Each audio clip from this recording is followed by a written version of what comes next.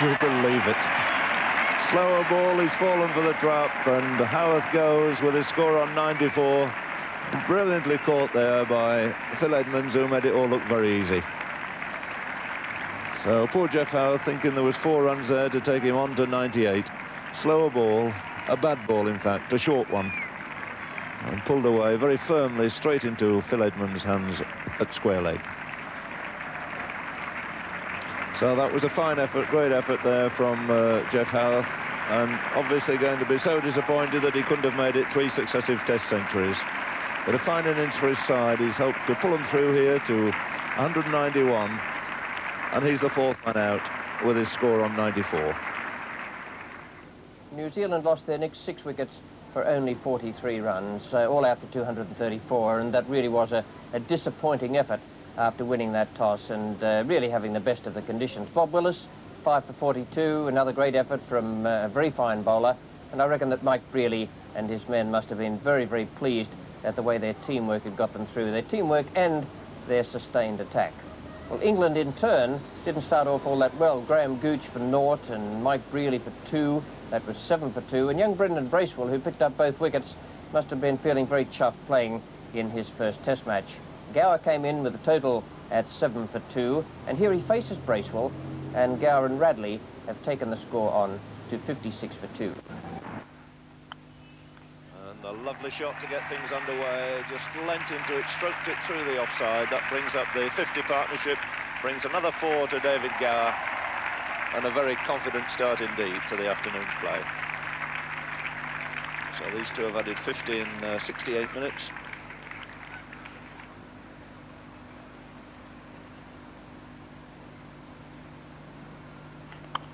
Another lovely shot. Wasn't a half volley. Hit that on the up. Everything right about that glorious extra cover drive from Gower. So a most confident start by the young Leicester left-hander. Cracked 2 4s in this over. Both of them a joy to watch. There's the final ball of that over. As you can see, it wasn't a half volley. But beautifully straight through the offside. Gower facing Bracewell. Short again, and given the full treatment by the left-hander. Hasn't really got to be short for David Gower. Just fractionally short and whipped away with the bottom hand for 4 more runs.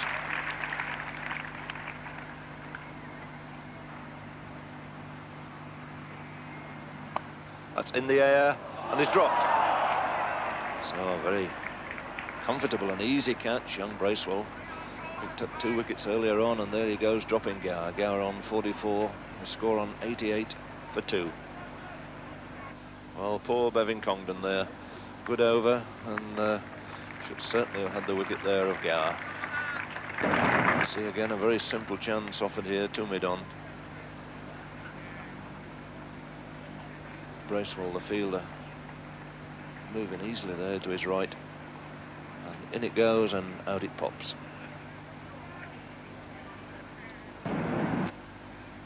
Cairns to start now his 11th over.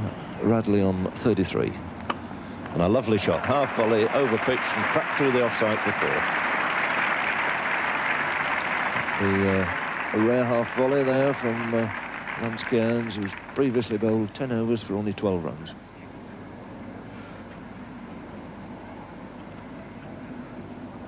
Cairns to Gower.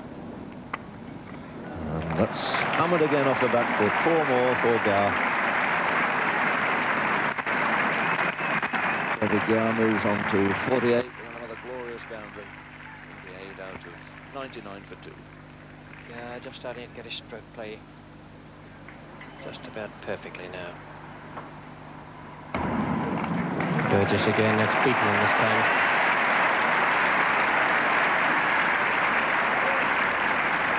And it's 50 for David Gower. And what a good innings it's been.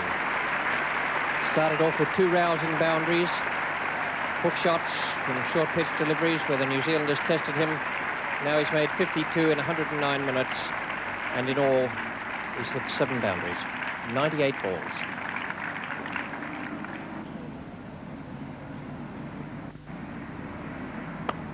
And that is down again. And this time it's Richard Hadley. That's twice Gower has been dropped at mid-on. First by Bracewell, then by Richard Hadley. That one a little more difficult, but oh my word, they're going to pay the New Zealanders if they keep on missing chances of that kind.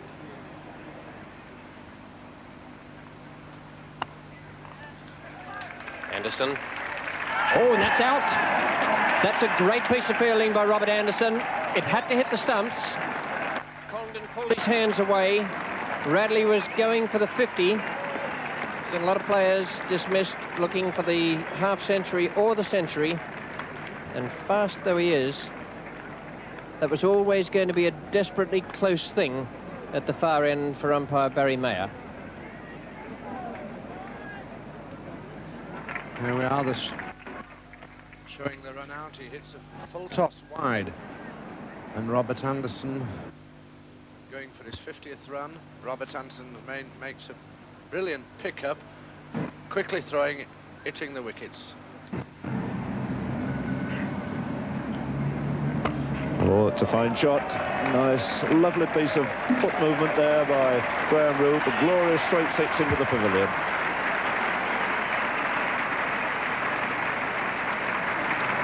First six of the match to the Surrey player Graham Root.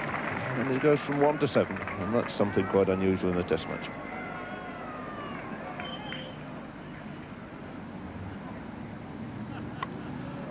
Only just short of slip. And again, there was just a fraction of turn there for Steve Bock.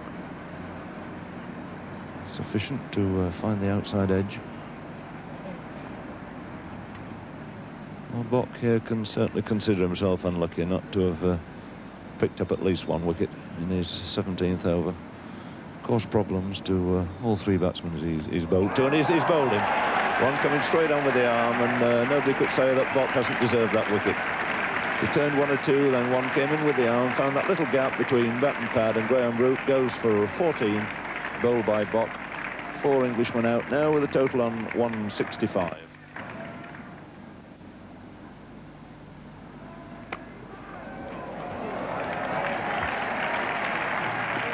That's just 2 feet short of reaching his 100 with a 6. But he's gone to 99, and every cricketing mother in the land will be offering a silent prayer now for just one more run.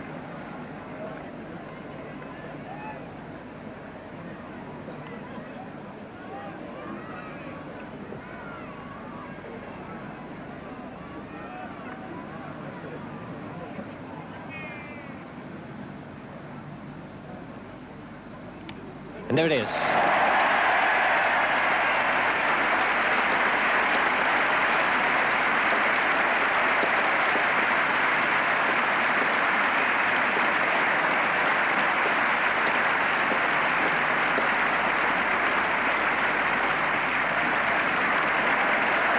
A tremendous performance by a lad of 21 years and 118 days.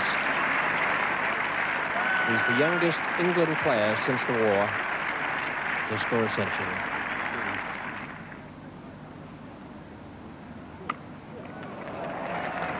I like that. It's the hallmark of a good player. He's been mostly on the front foot. It was a bit quicker, and he was very smart to seize on it.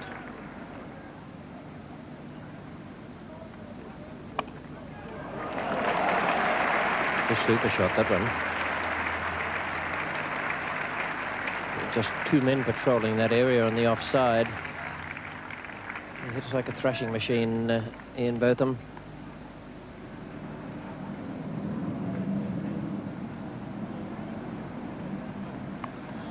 Now it's hooked away very powerfully by Botham. Made no mistake with the short one, a long hop really. Punished quite severely by this young Somerset all-rounder. Not very short, all the time in the world to hit it where he wanted. Fine spell in mid-afternoon by Congdon, 18 overs, good accurate, steady medium pace there for 36 runs. And Bock now about to start his 27th over.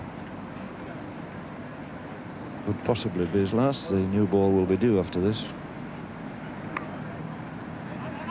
And Botham's gone a long way down. There's trouble here, and it's got to be Gower who goes. Well, great tragedy there for David Gower. Complete misunderstanding between these two. Gower didn't want to come. Botham insisted, so Gower tried to make his mark, but there was never any hope at all. So the end of a delightful exhibition from David Gower. Run out, the second Englishman to be run out here this afternoon. He's been applauded not only by the vast crowd here, but by the entire New Zealand team. And they're certain to see a lot more of him before his career finishes. 111 he made, gave a couple of chances, but nothing can be taken away from a fine exhibition of stroke play from David Gower. So 6 wicket goes down, the total on 208. Gower run out, 111. England crept up to 279 all out.